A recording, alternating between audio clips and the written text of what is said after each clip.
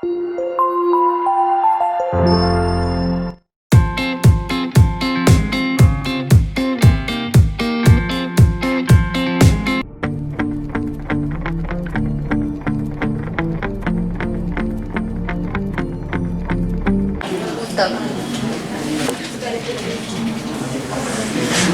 ऊतक पढ़ेंगे या स्केलेटन टिश्यू पढ़ेंगे? हम लोग टिश्यू पढ़े थे। टिश्यू में आपके 3 टॉपिक कंप्लीट हो गए हैं। एक आपका 3 या 4 टॉपिक कंप्लीट हो गए। कंकाल ऊतक हमने आपको संयोजी ऊतक में पढ़ाना था, तो संयोजी ऊतक में आपने पढ़ लिया है आपका, संयोजी ऊतक में आपने पढ़ लिया है अपना रक्त, जिसको कहते हैं रक्त पढ़ लिया है। रक्त में ही आपने कौन सा तंत्र पढ़ लिया है? परिसंचरण तंत्र। ठीक है, तो आपका एक तंत्र कंप्लीट हो गया है। और हमने एक और बताया था कि आपको क्या पढ़ना है, साथ में कंकाल पढ़ना है। और कंकाल में हम लोग कौन सा तंत्र पढ़ेंगे? कंकाल तंत्र, स्केलेटन सिस्टम पढ़ेंगे।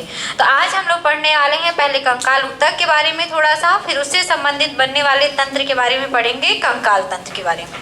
ठीक है, हम पहले भी क्लास में बता चुके हैं कि कंकाल क्या है? हमारे शरीर का आधार बनाने वाला, हड्डियों का एक ऐसा भाग जो हमारे शरीर का आधार बनाता है। मतलब हमारा अगर कंकाल नहीं होता तो हमारा जो स्ट्रक्चर है कि हमारा चेहरा इधर है, हमारे हाथ इधर है, हमारे पैर नीचे है, तो ये इस तरह का जो ढांचा बना हुआ है, जो हमारा रूप बना हुआ है, इस तरह का नहीं होता। मतलब हम कह सकते हैं कि जो कंकाल ऊतक होते हैं हमारे शरीर को आधार देने का, हमारे शरीर को ढांचा प्रदान करने का, हमारे शरीर की आकृति आकार बनाने का कार्य करते हैं। ठीक है, क्या करते हैं? हमारे शरीर की आकृति तथा आकार निर्धारण करने का या बनाने का कार्य कौन करते हैं? हमारे कंकाल ऊतक।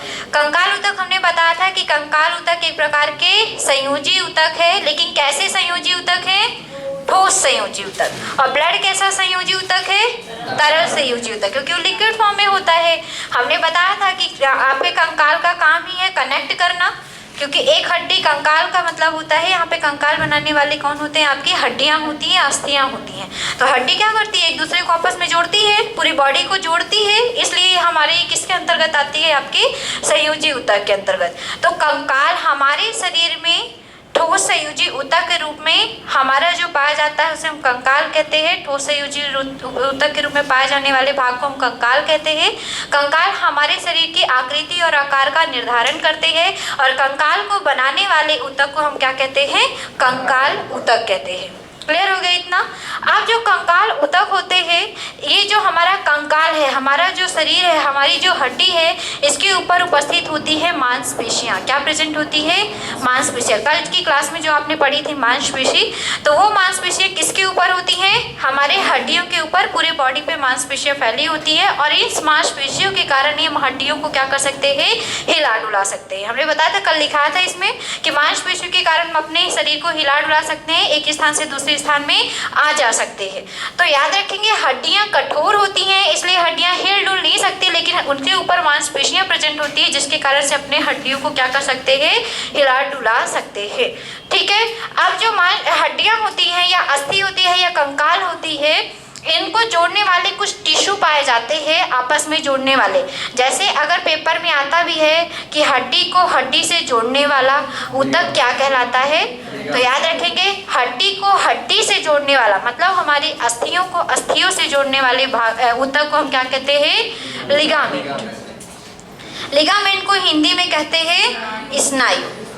ठीक है, और अगर मांसपेशी को हड्डी से जोड़ा जाए, क्योंकि मांसपेशियां आपकी हड्डियों के ऊपर पाई जाती है, तो मांसपेशियों को हड्डी से जोड़ने वाले ऊतक को क्या कहते हैं? टेंडन कहते हैं। टेंडन को हिंदी में क्या कहते हैं? कंडरा। ठीक है, याद रखेंगे, क्या कहते हैं हिंदी में? इसको कंडरा कहते हैं, कंडा नहीं। हम समझ रहे हैं क्या दिमाग में चल रहा है अभी। ठीक है, तो हड्डी को हड्डी से जोड़ने वाले ऊतक को हम लिगामेंट कहते हैं, हमारी हड्डियों को ही जोड़ती हैं एक दूसरे से। और हमारी मांसपेशियां जो हड्डियों के ऊपर प्रेजेंट है, उनको हड्डियों से जोड़ने वाले ऊतक को क्या कहते हैं? टेंडन कहते हैं। अब जो हड्डियां हैं, ये जो कंकाल है, वो मुख्यतः हमारे शरीर में 2 प्रकार का कंकाल, हमारे शरीर में स्वयं का 2 प्रकार का कंकाल पाया जाता है।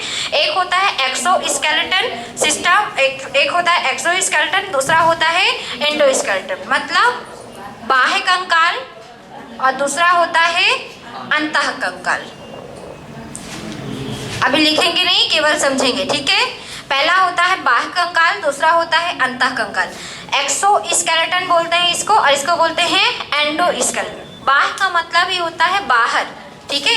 तो शरीर में बाहरी सतह पर उपस्थित जो कंकाल होता है उसको हम क्या कहते हैं? बाह्य कंकाल। जैसे नेल, जैसे बाल, जैसे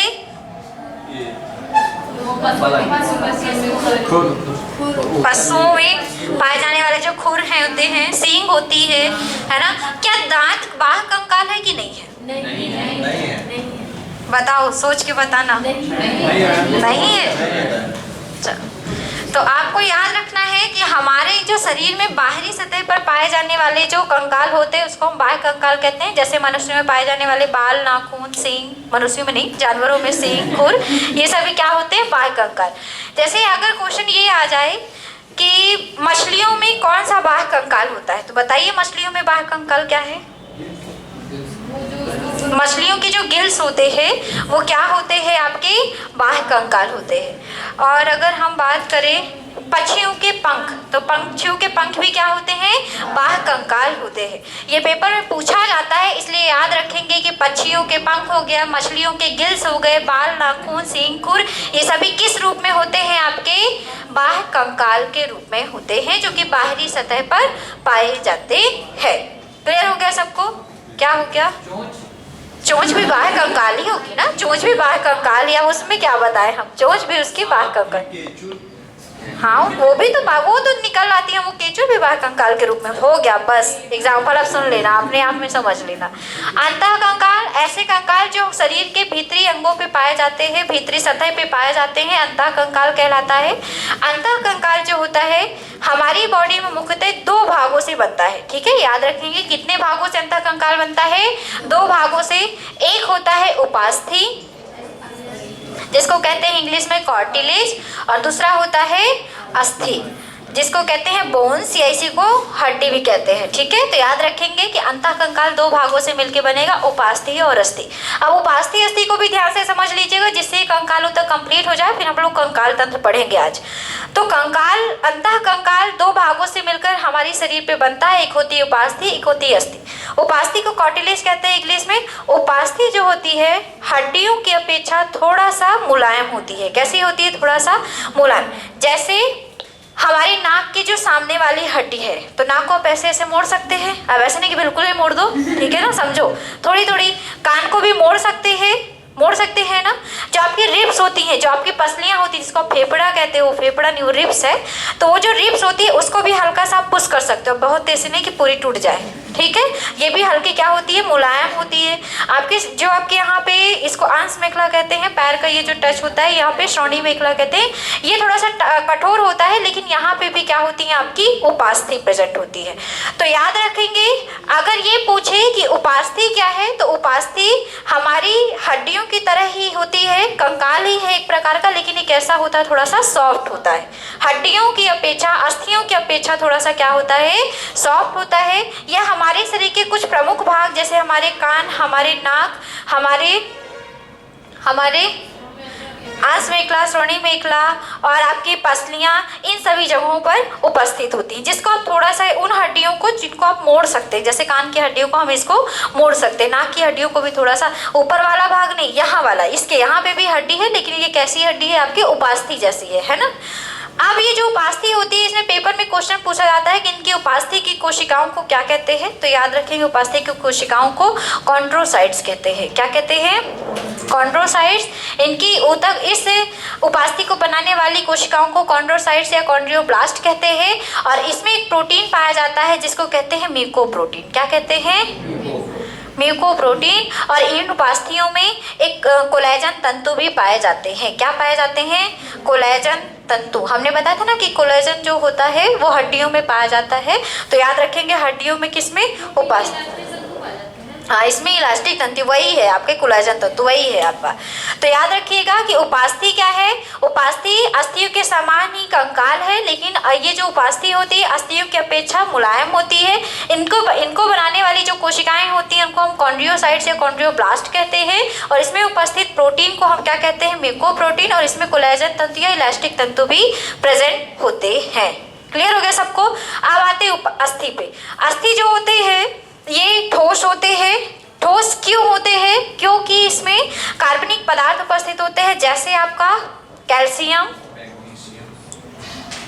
मैग्नीशियम और कैल्शियम फास्फेट।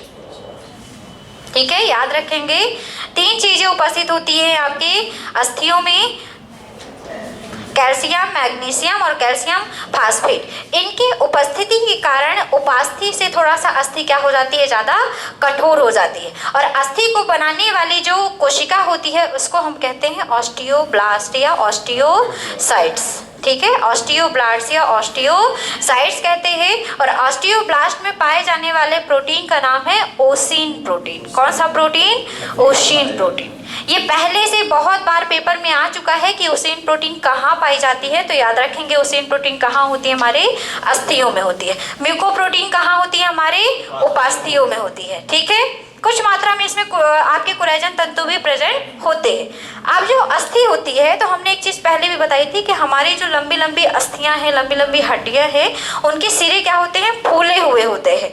जैसे आपकी लंबी हड्डी हो गई फीमर, सबसे लंबी हड्डी होती है, तो हम देखते हैं कि ये जो लंबी हड्डी यहाँ पे, ये वाला भाग, यहाँ पे घुटना जिसको आप बोलते हो, तो ये वाला भाग क्या है, उभरा हुआ है, फूला हुआ है। इसको हम, इस फूले हुए भाग को हम कहते हैं एपीफाइसिस। फूले हुए भाग को क्या कहते हैं, एपीफाइसिस। फिर से ध्यान से सुनिएगा, लंबी लंबी हड्डियों के जो सिरे होते हैं वो फूले हुए होते हैं और फूले हुए भाग को हम एपीफाइसिस कहते हैं। और उनमें जो आपके लंबे लंबे, मतलब कह सकते हैं कि जो भाग एक दंड पाया जाता है, जिसको कहते हैं खोखला भाग होता है, जिसको हम कहते हैं डाईफाइसिस। क्या कहते हैं, डाईफाइसिस। और आपका जो एपीफाइसिस है, इसका एक दूसरा नाम, ये इस गुहा को एक दूसरा नाम देते हैं जिसको कहते हैं मज्जा गुहा, मोर मैरो कैविटी, सॉरी मज्जा गुहा, मैरो कैविटी। याद रखेंगे क्या कहते हैं इसको, मैरो कैविटी कहते हैं।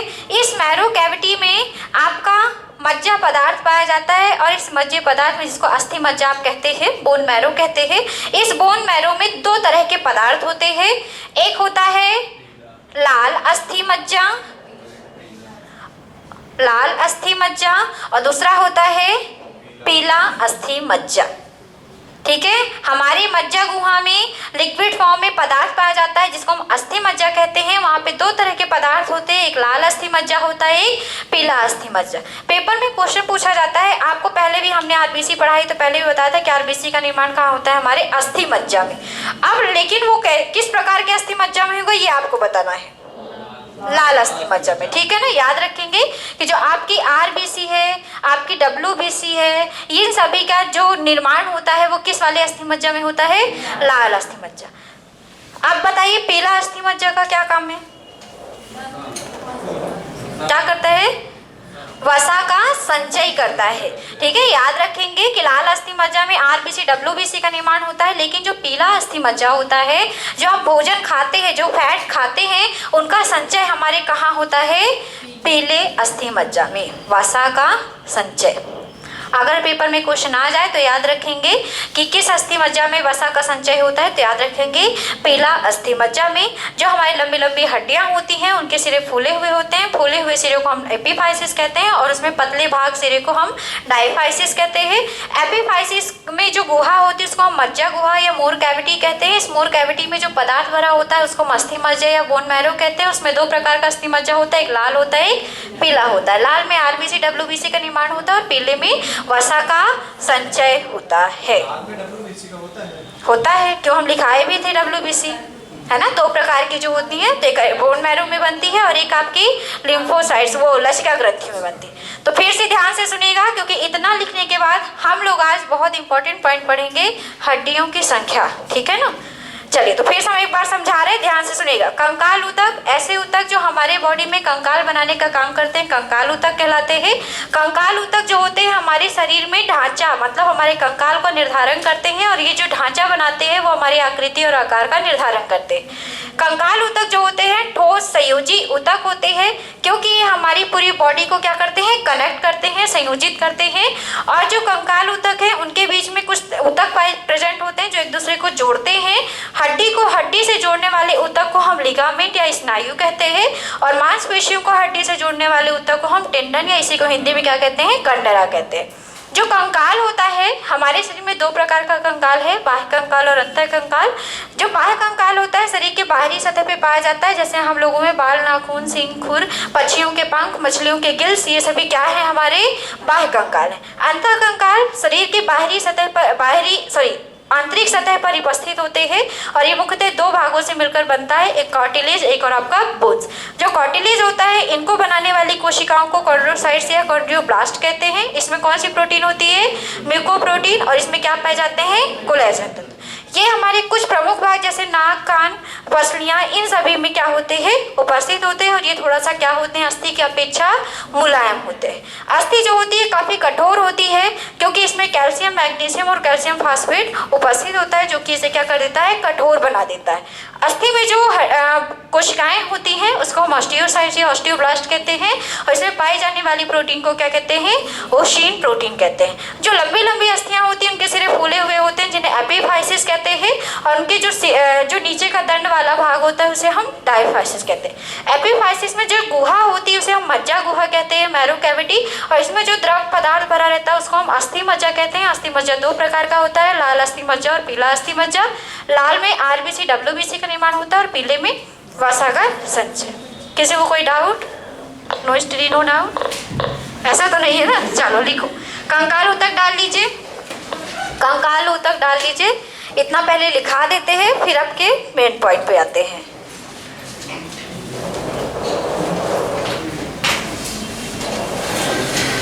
लिखेंगे, कंकाल ऊतक एक विशेष प्रकार का ठोस संयोजी ऊतक है। कंकाल ऊतक एक विशेष प्रकार का ठोस संयोजी ऊतक है। कंकाल ऊतक एक विशेष प्रकार का ठोस संयोजी ऊतक है, ठोस संयोजी ऊतक है, जो कंकाल का निर्माण करते हैं, जो कंकाल का निर्माण करते हैं, जो कंकाल का निर्माण करते हैं।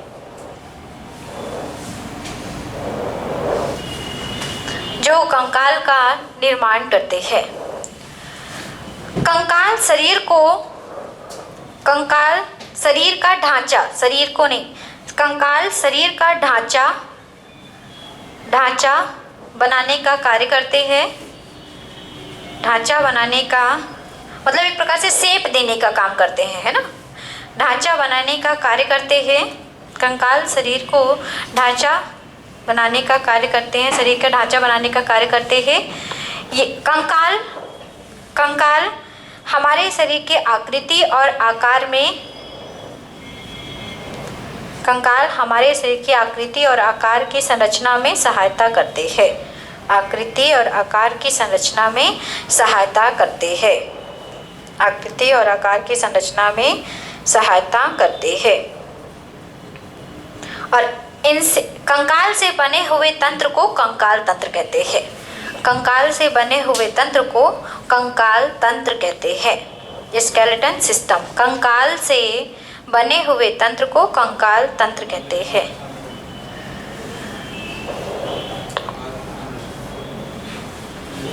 आकृति और आकार बनाने में सहायता करते हैं तथा, रुकिएगा आप लोग की जो छूट गया है उनके लिए है, तथा ये जो कंकाल से बने हुए तंत्र को हम क्या कहते हैं, कंकाल तंत्र कहते हैं। लिखेंगे आगे, कंकाल हमारे शरीर के भीतरी अंगों, अगली लाइन से लिखिए, कंकाल हमारे शरीर के भीतरी अंगों, कंकाल हमारे शरीर के भीतरी अंगों जैसे हृदय, कंकाल हमारे शरीर के भीतरी अंगों जैसे हृदय,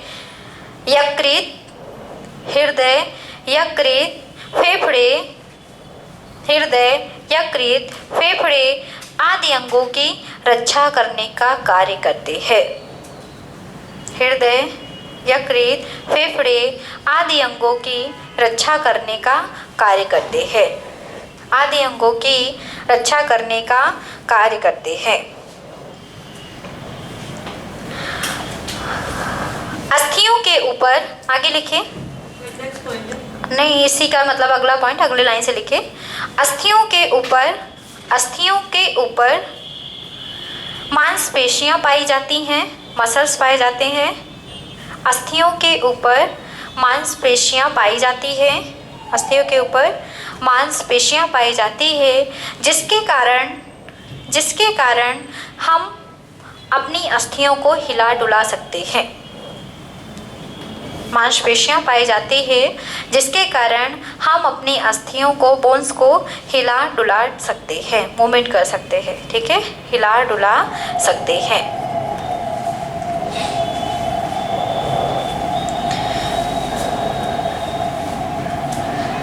इनको जोड़ने हेतु कुछ प्रमुख ऊतक पाए जाते हैं। इनको जोड़ने हेतु, इनको मतलब अस्थियों को जोड़ने हेतु, इनको जोड़ने हेतु या जोड़ने के लिए कुछ ऊतक पाए जाते हैं, कुछ ऊतक पाए जाते हैं।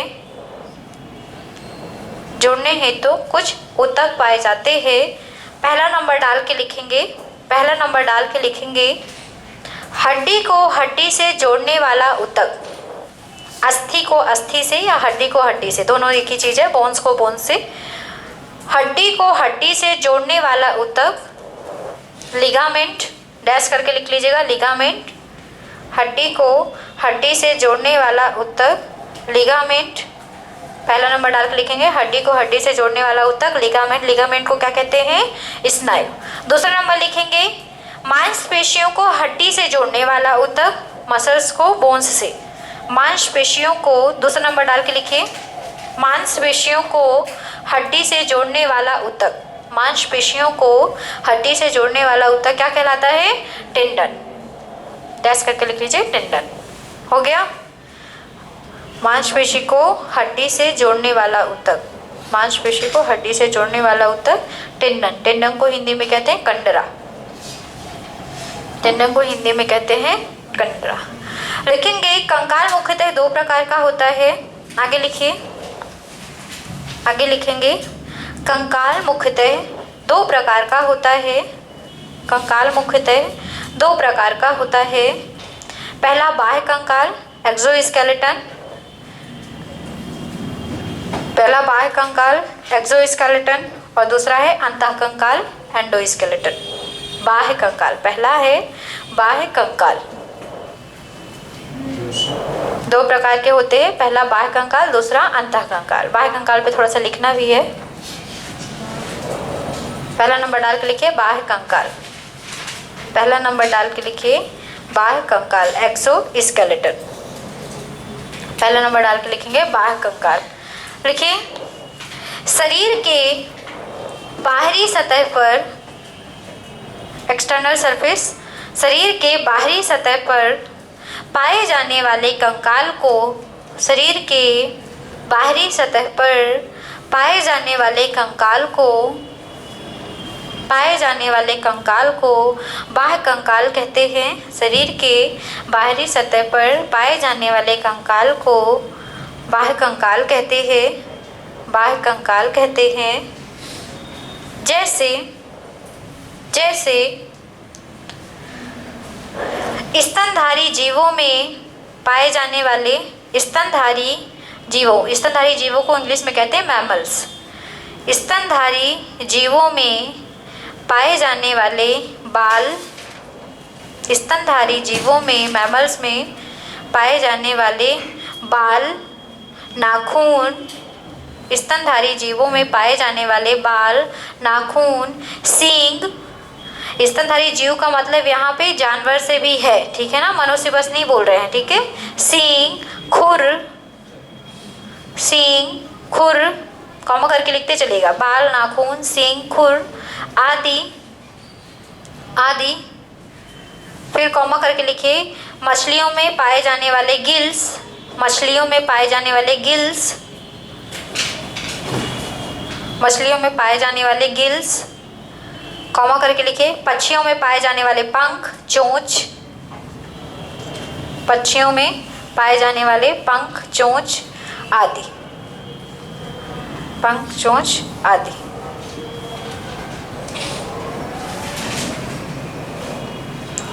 पंख, चोंच आदि लिख लिया। मतलब अगर एग्जाम्पल पेपर में आता है तो सोच समझ के उसको आप ठीक कर सकते हैं। इसके अलावा भी अगर कोई एग्जाम्पल आता है तो आप थोड़ा सा ध्यान में रखिएगा कि बाह्य सतह पर कि पंख, चोंच, जो पक्षियों में चोंच होते हैं, ये सभी किसके एग्जाम्पल हैं? आपके बाह्य कंकाल के। एक स्टार पॉइंट बना के लिखिए।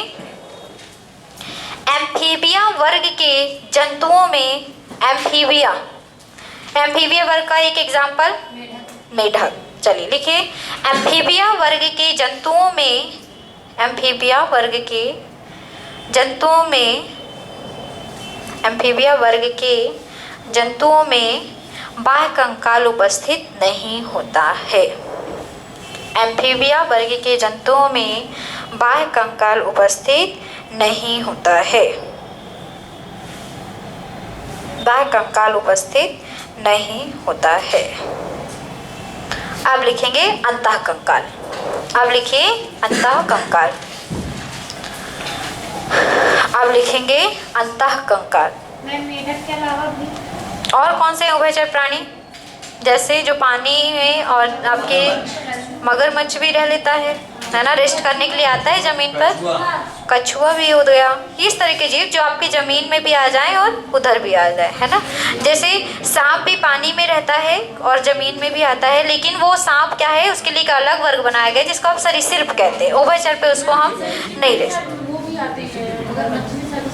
हाँ आते हैं, क्योंकि वो रेप्टाइल की तरह वर्क करते हैं। उनकी जो चाल है ना, उस कारण से उनको रेप्टाइल में। वैसे लेकिन अगर हम पढ़ा जाए तो उभयचर में हम मगरमच्छ को भी रख सकते हैं, क्योंकि मगरमच्छ भी दोनों जगह पर उपस्थित होता है। लेकिन स्पेशली उन्हें हम स्ट्रक्चर के आधार पर हम किसमें पढ़ते हैं? सरीसृप में पढ़ते हैं। किसमें? मगरमच्छ में होता है। मगरमच्छ का वो जो ऊपर का वो जो कड़ा कड़ा भाग है ना, उसका बाह्य कंकाल ही है वो। जो कछुआ होता है तो कछुए का जो ऊपरी भाग होता है ना, वो भी आपका बाह्य कंकाल होता है। तो सब में दोनों कंकाल रहते हैं। पक्षियों में भी दोनों कंकाल हैं। पक्षियों के पंख बाह्य कंकाल, अंदर जो हड्डी उपस्थित है वो अंतः कंकाल। बस हो गया। लिखिए अंतः कंकाल पे, अंतः कंकाल लिखिए।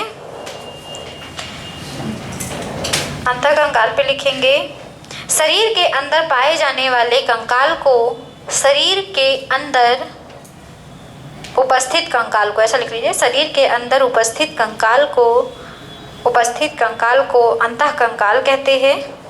शरीर के अंदर उपस्थित कंकाल को अंतः कंकाल कहते हैं। अंतः कंकाल कहते हैं। यह दो भागों से मिलकर बना होता है। शरीर के अंदर उपस्थित कंकाल को अंतः कंकाल कहते हैं। यह दो भागों से मिलकर बना होता है। यह दो भागों से मिलकर बना होता है। पहला उपास्थि कार्टिलेज, दूसरा अस्थि बोन्स। पहला उपास्थि, दूसरा है पहला उपास्थि, दूसरा है अस्थि। दो भागों से मिलकर बना होता है। पहला उपास्थि, दूसरा अस्थि। उपास्थि को कहते हैं कार्टिलेज, ठीक है, कार्टिलेज, और अस्थि को कहेंगे बोन्स। चलिए पहला नंबर डाल के लिखिए उपास्थि। पहला नंबर डाल के लिखिए उपास्थि। पहला नंबर डाल के लिखेंगे उपास्थि।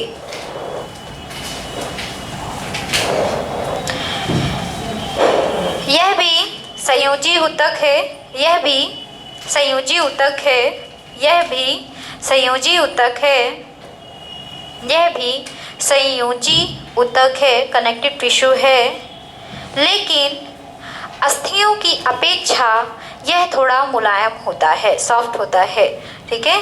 यह अस्थियों की अपेक्षा, लेकिन यह अस्थियों की अपेक्षा थोड़ा मुलायम होता है। हाँ लचीला भी बोल सकते हैं, लचीले भी होते हैं। मुलायम है क्योंकि उन्हीं के कारण तो हम कई सारी ऐसे भाग हैं जिनको हम मोड़ सकते हैं, है ना। क्या बोला? मुलायम होता है। आगे लिखेंगे उपास्थि की कोशिकाओं को, उपास्थि की कोशिकाओं को उपास्थि की कोशिकाओं को कॉन्ड्रोसाइट्स, सामने लिखा है कॉन्ड्रोसाइट्स, उधर साइड कॉन्ड्रोसाइट्स या कॉन्ड्रियोब्लास्ट कहते हैं। उपास्थि की कोशिकाओं को कॉन्ड्रोसाइट्स या कॉन्ड्रियोब्लास्ट कहते हैं। कॉन्ड्रोसाइट्स या कॉन्ड्रियोब्लास्ट कहते हैं। कॉन्ड्रोसाइट्स तथा या फिर कॉन्ड्रियोब्लास्ट कहते हैं। इसमें उपस्थित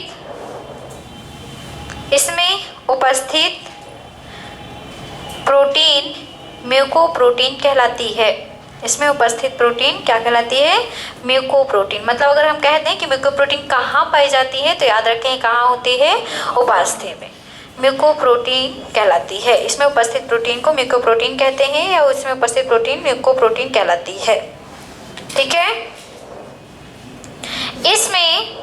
इसमें कोलेजन तंतु पाए जाते हैं। कोलेजन तंतु पाए जाते हैं। कोलेजन तंतु पाए जाते हैं। इसमें कोलेजन तंतु पाए जाते हैं।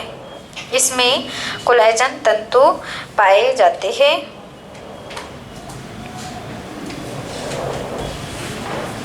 उपास्थि मुख्यतः 4 प्रकार की होती है। उपास्थि मुख्यतः 4 प्रकार की होती है। केवल नाम बस लिखना है। पहला हाइलीन उपास्थि, दूसरा फाइब्रस उपास्थि,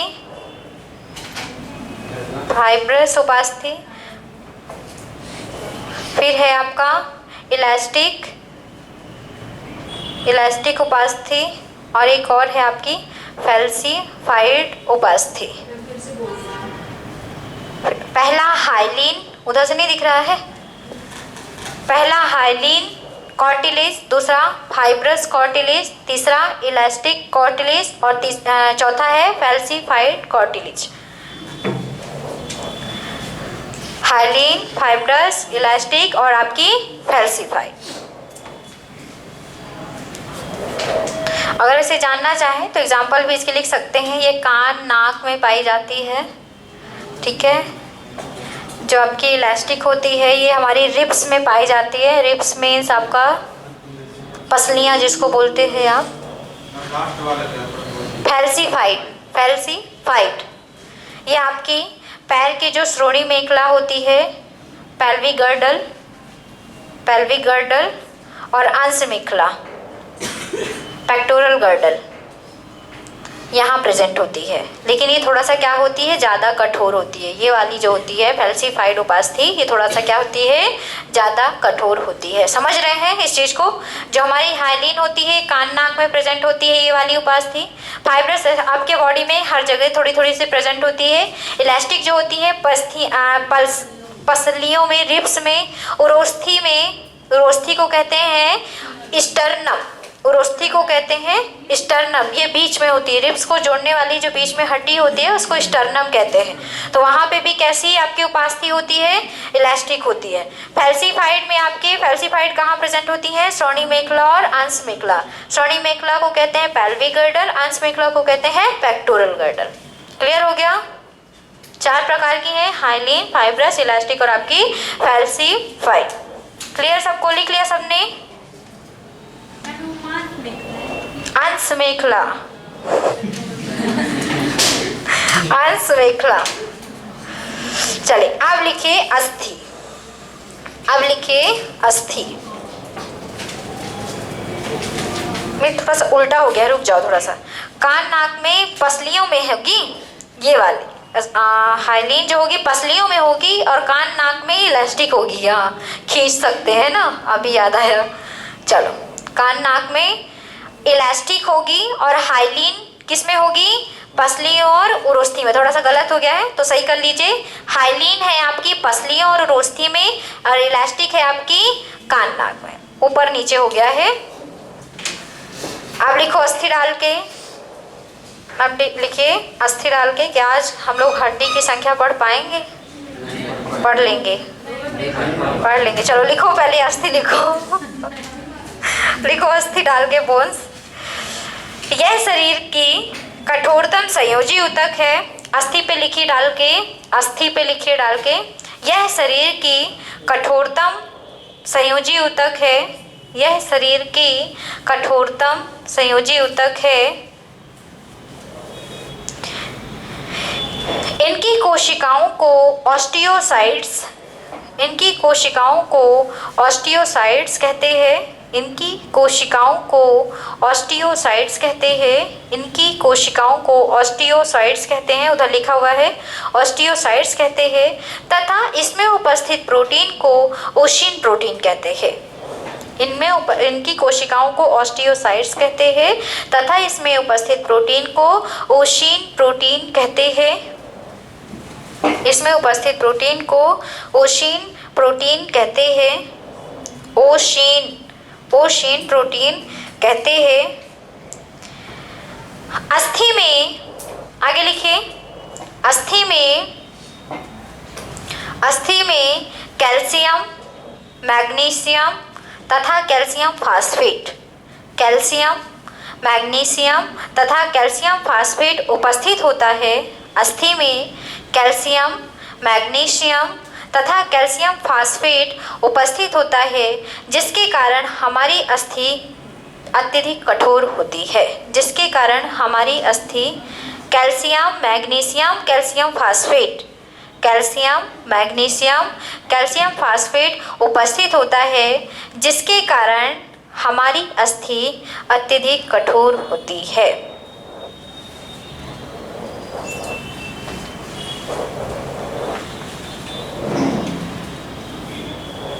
अत्यधिक कठोर होती है।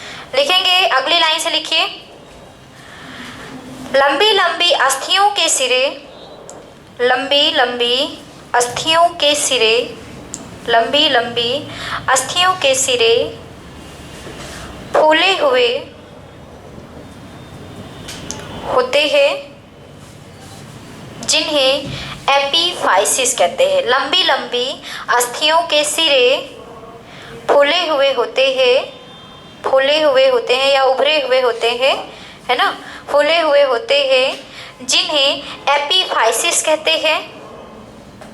पेपर में आता भी है कि एपीफाइसिस होता है हड्डियों का सिरा फूला हुआ भाग, हड्डियों का दंड वाला भाग। तो इसलिए याद रखेंगे कि हड्डियों का जो सिरा, जो फूला हुआ भाग है, सिरे वाला भाग, तो वो वाला भाग क्या कहलाता है, एपीफाइसिस।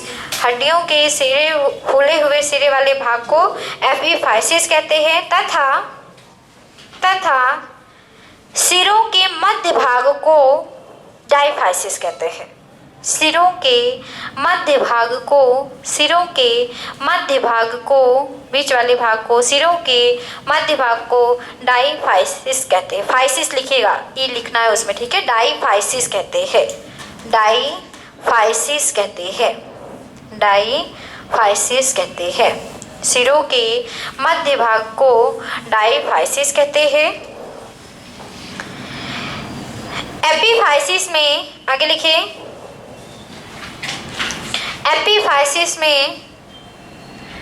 एपीफाइसिस में गुहा पाई जाती है, कैविटी, गुहा पाई जाती है, गुहा पाई जाती है, जिसे मज्जा गुहा कहते हैं, मैरो कैविटी, जिसे मज्जा गुहा या मैरो कैविटी कहते हैं। एपीफाइसिस में गुहा पाई जाती है, खोखला भाग पाया जाता है, जिसे मज्जा गुहा या मैरो कैविटी कहते हैं, जिसे मज्जा गुहा कहते हैं। इसमें इतना लिख लिया, मज्जा गुहा कहते हैं।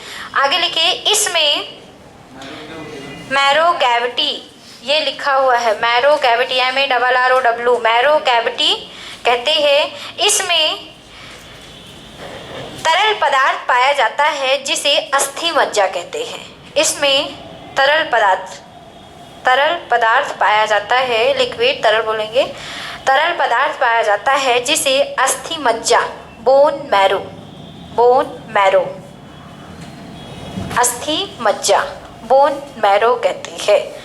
इसमें तरल पदार्थ पाया जाता है, जिसे बोन मैरो या अस्थि मज्जा कहते हैं। अस्थि मज्जा मुख्यतः 2 प्रकार का होता है।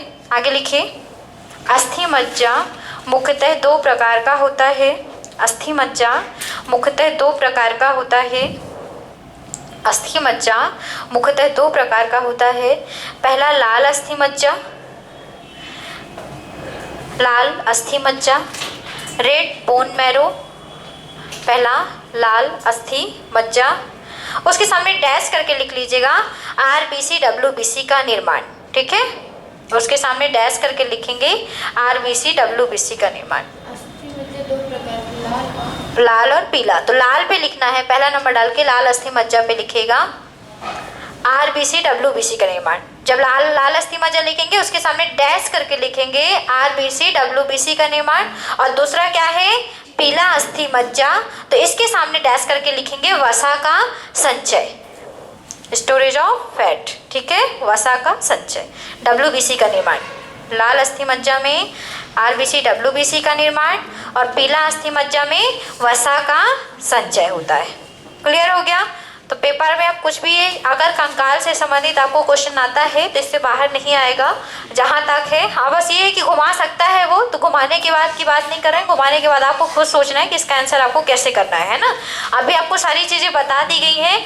आप थोड़ा सा है टाइम तो भी हम अभी है, क्योंकि आज की क्लास सबकी लेट है, हमारी भी क्लास लेट है, तो हम भी 10 मिनट और ले सकते हैं आपसे।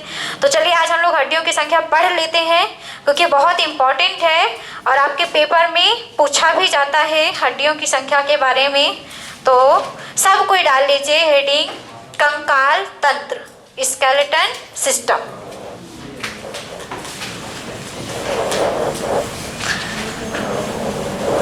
हेडिंग कर लीजिए कंकाल तंत्र। अब कंकाल से बने हुए तंत्र को हम क्या कहेंगे, कंकाल तंत्र। मतलब एक सिस्टम बनाया जो कंकाल ने, उसको हम कहेंगे कंकाल तंत्र, स्केलेटन सिस्टम। अब ये सबको पता है कंकाल का जो सिस्टम है, जैसे हमारे हाथ पैर हैं, हमारा चेहरा है, इधर सिर है, इधर नाक है, इधर मुंह है, ये सब सिस्टम के माध्यम से ही बना हुआ है। अब इसमें कुछ क्वेश्चन पूछे जाते हैं, जैसे टोटल हड्डियों की संख्या कितनी होती है, तो सबको पता है कितनी होती है।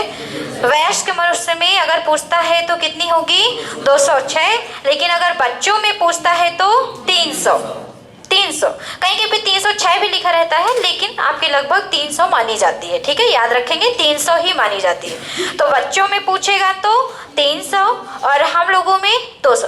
अब ऐसा 206 तो ऐसा क्यों होता है, आप रीजन बता दीजिए। हो गया, तो वो तो 300 ही होगा, 306 भी उसमें अगर आता है।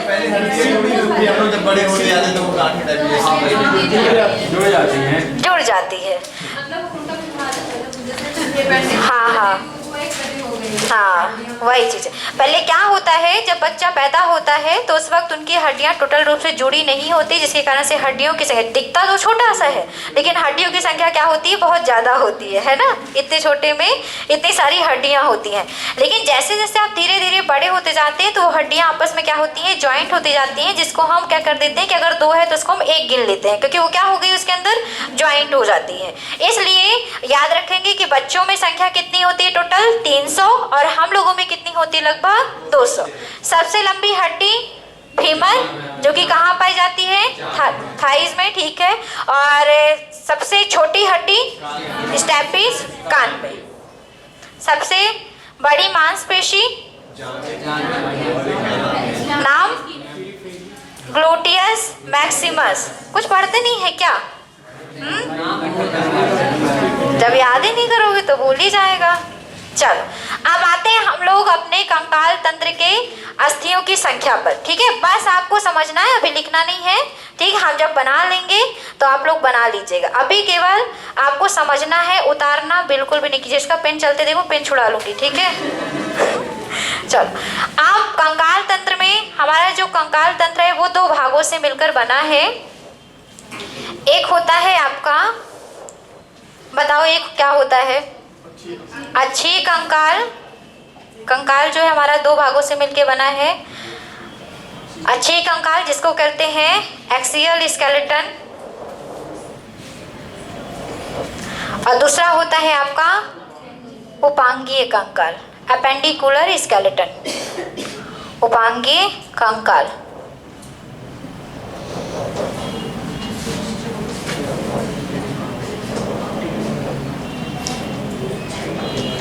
Appendicular skeleton. अब जो अच्छी कंकाल होता है, अब मैं थोड़ा सा यहाँ पे आपको समझा रही हूँ चित्र बना के। अब चित्र ज़्यादा अच्छा नहीं होगा, इसलिए केवल समझने पे ध्यान देना। ये किसी का सर है,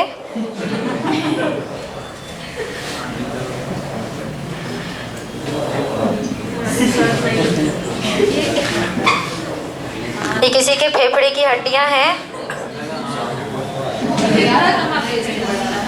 क्या हुआ?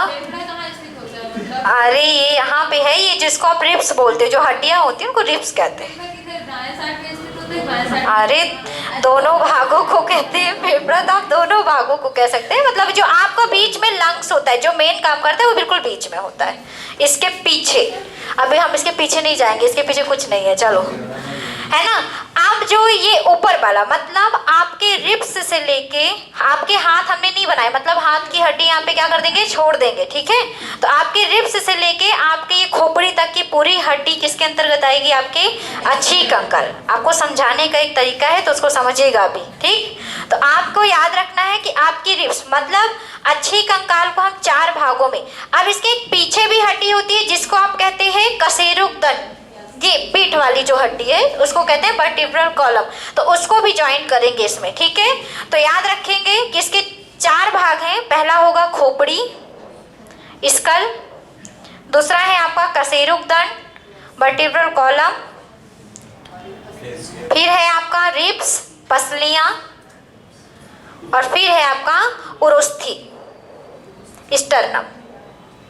तो 4 भाग समझ में आ गए। अच्छी कंकाल पे कौन आएंगे, हमारे रिब्स के ऊपर वाले से रिब्स हो गया, हमारी खोपड़ी हो गई, हमारे पीछे की हड्डी हो गई, और रिब्स को जोड़ने वाली जो बीच की हड्डी होती है उसको क्या कहते हैं, उरोस्थी कहते हैं, स्टर्नम कहते हैं। इतना क्लियर हो गया सबको। अब इनकी संख्या पेपर में पूछी जाती है। तो खोपड़ी में टोटल आपकी 29 हड्डियां होती हैं। कितनी होती हैं? 29। बहुत सी किताबों में, कभी कभी गूगल में भी 22 हड्डियां आती हैं, लेकिन 22 को कभी भी टिक नहीं कीजिएगा। टोटल कितनी होती है? 29 होती है। आगे बताएंगे क्यों ऐसा है। कशेरुकदंड में अगर वयस्क मनुष्य में पूछेगा तो टोटल कितनी हड्डियां होती हैं? 26। लेकिन बच्चों में कशेरुकदंड की संख्या कितनी होती है? 33। पसलियों की बात करें तो पसलियां टोटल 24 होती हैं, मतलब 12 जोड़ी, और उरोस्थी कितनी होती है? 1 होती है, ठीक है। कौन लिख रहा है भाई? लिखना नहीं, अभी केवल समझना है। खोपड़ी 29, कशेरुकदंड में 26, पसलियां 24 और उरोस्थी 1। खोपड़ी को मुख्यतः 4 भागों में डिवाइड किया जाता है। पहला है आपका कपाल, जिसको आप लोग अपने बघेली में बोलते हैं कपार, है ना, वो है ये, ठीक है, समझो। ये जो कपाल है इसको क्रेनियम कहते हैं। कपाल हो गया खोपड़ी से संबंधित, क्योंकि खोपड़ी तो ये पूरा हो गया। खोपड़ी का मतलब है ये पूरा, ये इधर वाला भाग बस नहीं, ये पूरा हमारा खोपड़ी है, ऊपर वाला चेहरा वाला, ठीक है। तो खोपड़ी में जो ये ऊपर वाला जिसको आप कपार कहते हो या कपाल है, वो हो गया। फिर है आपके चेहरे की हड्डियां, फिर है आपका कान, खोपड़ी में ही जुड़ा है ये, और है आपका नाक की हड्डी को नहीं, नाक की हड्डी इसी में आ जाती है। आपके गले की हड्डी ज्वाइंट की जाती है जिसको कहते हैं हॉयट, ठीक है। गले में पाई जाने वाली हड्डी को हॉयट कहते हैं। तो कपाल, चेहरे, कान और अरे हो गया, अब तो हम बाद में बताएंगे अब कहाँ पाई जाती है। खोपड़ी में मत याद करना, अब हम जो बताते हैं वही याद करना, गले में। तो कपाल में होती है टोटल 8 हड्डी, चेहरे में 14, कान में 6 और हॉयट 1, केवल 1। कान का मतलब 6 नहीं, कान का ये मतलब नहीं है कि एक कान में 6 नहीं, 3 इधर 3 इधर। चलिए कौन बताएंगे कान की तीनों हड्डियों का नाम बताओ? मैलियस, इंकस और स्टेपिस, ठीक है। याद रखेंगे 3 नाम कौन कौन से हैं? मैलियस, इंकस और आपकी स्टेपिस, ठीक है। ये 3 है, 3 करके मतलब एक कान में 3, दूसरे कान में 3, तो टोटल कितनी हो गई? 6। तो अच्छी कंकाल में टोटल आपकी हड्डी की संख्या होती है 80, गिन लो 80 है कि नहीं, और उपांगी कंकाल में टोटल होती है 126। तो टोटल मिला के कंकाल कितने हो गए हमारे? 206। तो 206 में 80 आपके अच्छी कंकाल की 4 भागों को बनाता है। खोपड़ी, कशेरुकदंड, पसलियां, उरोस्थी। खोपड़ी में 29, कशेरुकदंड में 26, पसलियां 24, उरोस्थी 1। खोपड़ी में 4 भाग बनते हैं, कपाल, चेहरे की हड्डियां, कान की और हॉयट। कपाल में टोटल 8 होती, चेहरे में 14, कान में 6 और हाइट कितनी होती है 1। अब आते हैं इधर। ये खोपड़ी में ना आता होगा अग्र मस्तिष्क, मध्य मस्तिष्क, पश्च मस्तिष्क। वो बिल्कुल वो खोपड़ी के अंदर उपस्थित जो ब्रेन है उसका है अग्र मस्तिष्क, पश्च मस्तिष्क, मध्य मस्तिष्क। वो हम लोग तंत्रिका तंत्र जब पढ़ेंगे उसमें बताए। अभी केवल हड्डी समझो, ये ऊपर ऊपर की चीज समझो, हड्डी समझो, अभी अंदर तो हम गए ही नहीं। अब आते हैं उपांगी कंकाल। अब यहाँ पे भी चित्र की आवश्यकता है। अरे कुछ हाथ ज्यादा पतला हो गया है।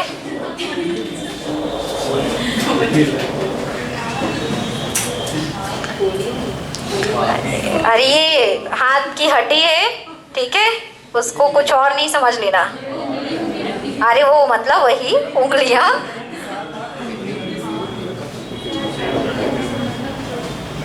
आपको समझाने के लिए बना रहे हैं। अब ज्यादा अच्छा नहीं बन रहा वो अलग बात है।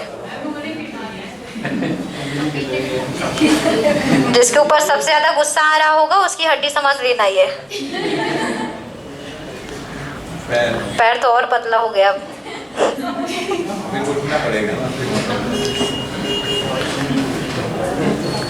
कौन है? कोई चित्र तो नहीं बनाने लगा इसको देख के? ऐसा नहीं करना, ये इतना भयानक है। अभी समझने के लिए बना रही हूँ तो समझने के लिए समझ लो, बस हो गया। चलो आप समझना। अब ये वाला जो भाग है, अब ऊपर सर नहीं बनाएंगे, उधर हो गया ये। अब इधर उपांगी कंकाल की बात कर रहे हैं। तो आपके हाथ और आपके पैर के जो टोटल हड्डियां मिला के हमारी क्या बनाती है? उपांगी कंकाल। अब हाथ की हड्डियों और पैर की हड्डियों को आपको समझना है इस चित्र के माध्यम से। हमारा ये वाला जो भाग, जिसको आप क्या कहते हैं? बाहु बोलते हैं इसको, कंधा, है ना? तो ये वाले जो भाग होते हैं, यहाँ आपकी टोटल कितनी हड्डियां होती हैं? 4। मतलब इसमें भी 2 होती है, इसमें भी 2 होती है। और इसको कहते हैं अंश मेखला। क्या कहते हैं इसको? इस अंश मेखला, या इसी को कहते हैं पेक्टोरल गर्डल। पेक्टोरल गर्डल, ठीक है। अब यहाँ पे 4, मतलब टोटल अंश मेखला में कितनी हड्डी? 4। ये वाला जो भाग है आपके, इसके ऊपर वाला भाग, इसको कहते हैं प्रबाहु। क्या कहते हैं इसको? बाहु ही बोलेंगे, प्रबाहु बाहु बोलेंगे, भुजा बाहु बोलते हैं। और इस बाहु में 2 हड्डी, एक हड्डी इधर, एक हड्डी इधर, तो कितनी टोटल? 2। और इसमें पाई जाने वाली हड्डी का नाम है ह्यूमरस, ठीक है। तो बाहु में कौन सी हड्डी पाई जाती है? ह्यूमरस। टोटल संख्या कितनी होगी? 2। फिर आते हैं ये, यहाँ पे कोई हड्डी नहीं है, यहाँ पे आपके ऊतक है, टेंडन और लिगामेंट है, ठीक है, जो कि जोड़ के रखे हैं। इसको कहते हैं प्रबाहु। और इसमें टोटल हड्डी कितनी होगी? 4, क्योंकि यहाँ पे बीच में 2 हड्डियां होती हैं। एक का नाम है रेडियस और एक का नाम है अल्ना, ठीक है, आर्म, और इसको फोर आर्म में बोलेंगे। फिर आती है आपकी कलाई, वृष्ट बोलते हैं। कलाई में टोटल कितनी हड्डियां? 16। टोटल कितनी हड्डियां होती है कलाई में? 16। कलाई की हड्डी को कहते हैं कार्पल्स। क्या कहते हैं? कार्पल्स। फिर हो गई हथेली। हथेली में भी हड्डियां होती है, तो हथेली की हड्डियां की संख्या है 10, ठीक है। हथेलियों में कितनी हड्डियां होती हैं? 10। इसको कहते हैं मेटाकार्पल्स। फिर आती हमारी उंगलियों की हड्डियां, तो उंगलियों की हड्डियों को फेलिंजेस कहते हैं। और टोटल संख्या कितनी होती है? 28। 14 इसमें, 14 इसमें। क्लियर हो गया? मतलब इधर में टोटल लिखा हुआ है, ऐसे नहीं कि एक का इधर एक का उधर, नहीं।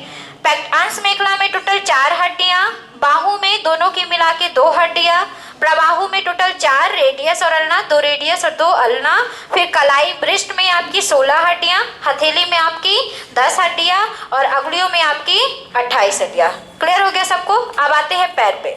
पैर पे ये जो भाग है जिसको आप श्रोणी मेखला कहते हैं, ठीक है ना, कोल्हा इसको बोलते हैं। अब इसमें आपको ये श्रोणी मेखला को कहते हैं पेल्विक गर्डल। क्या कहते हैं? Pelvic girdle. पेपर में पूछा भी जाता है कि कहाँ पेल्विक गर्डल प्रेजेंट है, तो याद रखेंगे। इसमें टोटल कितनी हड्डियां? 2। फिर आते हैं आपके जांघ में, तो जांघ और ये घुटना जो है, घुटने की हड्डी को कहते हैं पटेला, ठीक है। तो जांघ में कौन सी हड्डी? फीमर, और घुटने में कौन सी हड्डी? पटेला। तो जांघ और घुटने को मिला के टोटल कितनी हड्डी?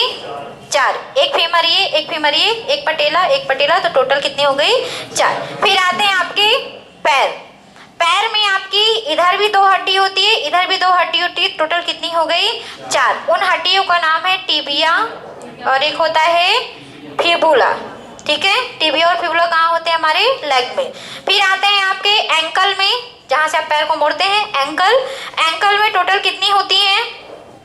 14। एंकल में टोटल कितनी होती है? 14। 7 इधर 7 उधर। हमारे आते हैं उसके सोल पे, पैर के सोल पे, जैसे आपका हथेली था वैसे इसमें सोल, तो सोल में कितनी होंगी? 10 होंगी। और आपके फेलेंजेस में कितनी होंगी? 28। ठीक है, तो याद रखेंगे आपका जो उपांगी कंकाल है वो 2 भागों में डिवाइड करते हैं हम लोग। क्या हुआ भाई, किसी को कुछ हो गया क्या? कुछ हो गया क्या? नहीं हुआ ना? तो इतना समझ में आ गया सबको। अब हम इसको लिख रहे हैं, जब तक आप लोग इधर का लिखिए, हम जब तक उधर का लिखते हैं। चलिए स्टार्ट कर दीजिए। सोल की हड्डी को मेटाटार्सल्स कहते हैं। लिखते हैं, इसमें समझ में आ जाएगा।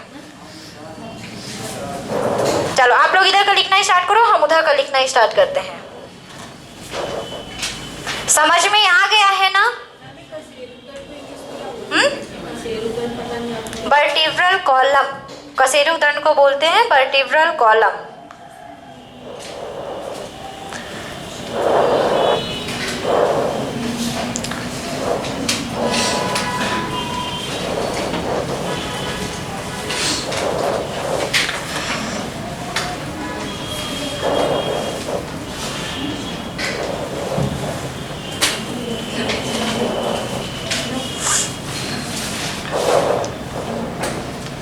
हम हिंदी में लिख रहे हैं, आप इंग्लिश पूछ लीजिएगा, इंग्लिश में भी लिख लीजिएगा।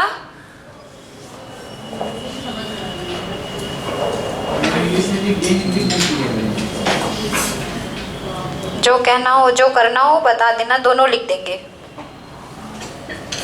क्या बोलेंगे? टिप्स।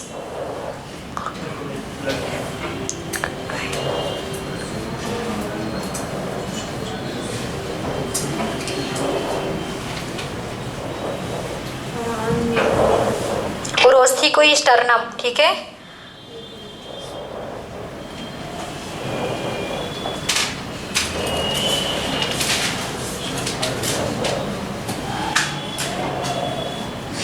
मेखला वाला जो है उसको,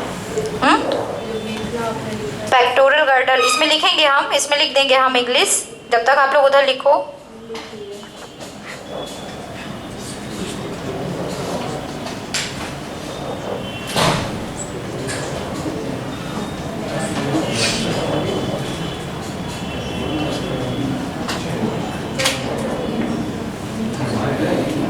बातें नहीं, क्यों बातें कर रहे हैं भाई?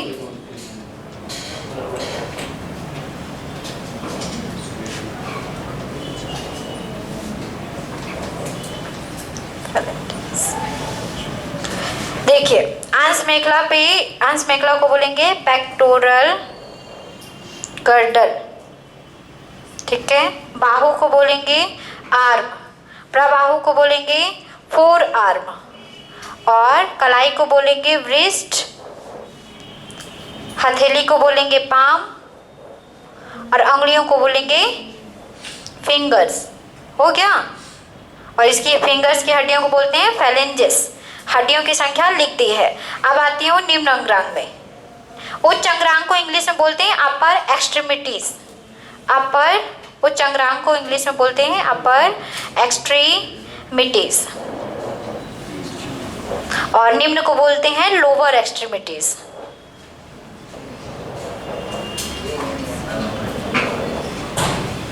ठीक है, निम्न अंगरांग की हड्डियां नीचे लिखी जा रही हैं इधर। ठीक है, इधर आते हैं श्रोणी मेखला। श्रोणी मेखला को बोलते हैं पेल्विक गर्डल।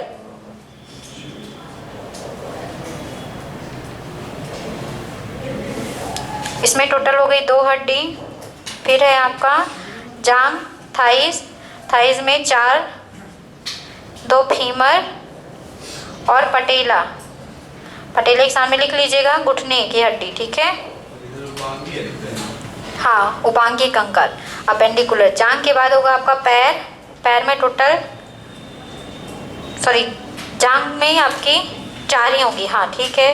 पैर में भी आपकी कितने होंगे जाएंगी, 4 हो जाएंगी। जांघ आपके पैर में भी 4 हैं, टिबिया और फिबुला।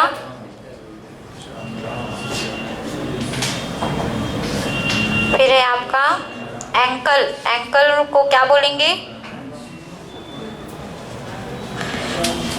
एंकल को क्या बोलते हैं, टखना। इसमें होंगी 14 और इसको बोलते हैं टॉर्सल्स। टखने के बाद आएगा आपका सोल, मतलब सोल को क्या बोलेंगे, पैर के तलुआ। इसमें 10 मेटाटॉर्सल्स। और फिर आपके आ जाएंगे फिंगर, अंगुलियां, पैर की अंगुलियां। टोटल कितनी होंगी, 28। इसको कहेंगे फैलेंजेस। चलिए, अल्ना, अल्ना आधा ला है नीचे।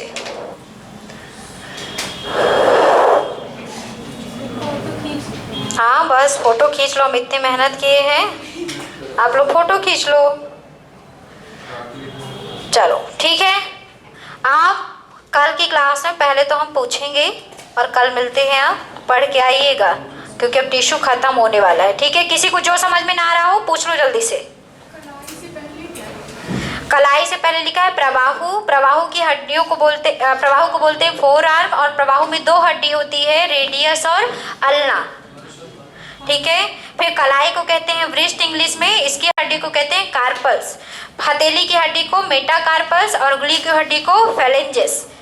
पैर की श्रोणि मेखला में 2 हड्डी जिसको कहते हैं, श्रोणि मेखला को इंग्लिश में कहते हैं पेल्विक गर्डल। जांघ की हड्डी 2 होती है, फीमर और पटेला। पटेला कहाँ होती है, घुटने में।